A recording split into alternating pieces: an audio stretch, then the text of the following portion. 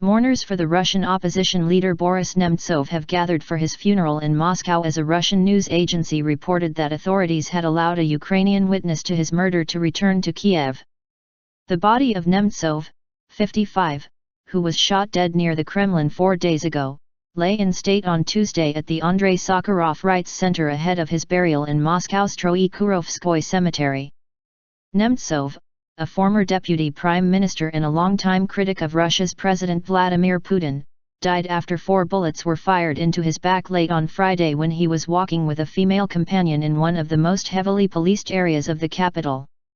On Monday, Sergey Lavrov, Russia's foreign minister, pledged that the heinous crime would be fully investigated. A reward of 3 million rubles, $48,000, was offered for information on Nemtsov's death, a substantial amount in Moscow, where the average monthly salary is 60,000 rubles, $960. Guna Duritska, a Ukrainian model who was with Nemtsov at the time of the attack, said on Monday that she had given all the information she could to investigators but they were preventing her from leaving Russia, citing concerns for her security.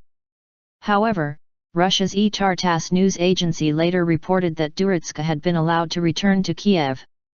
Meanwhile, Bogdan Berusewicz, Poland's Senate Speaker, said he was unable to attend Nemtsov's funeral as his visa application had been refused by Moscow.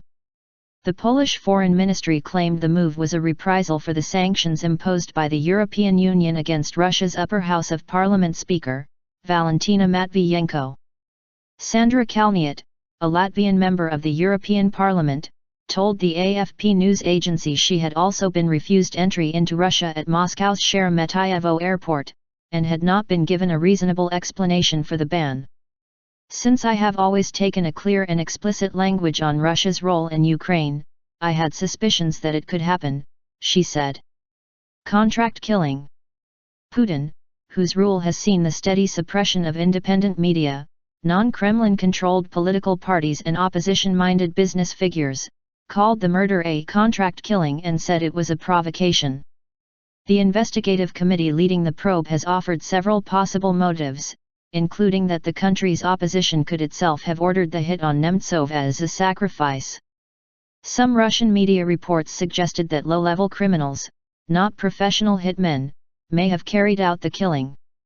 Participants in the investigation are only sure of one thing, that the killers were not professionals, said Kommersant. The broadsheet said they used ammunition that was years old and possibly an unreliable homemade weapon.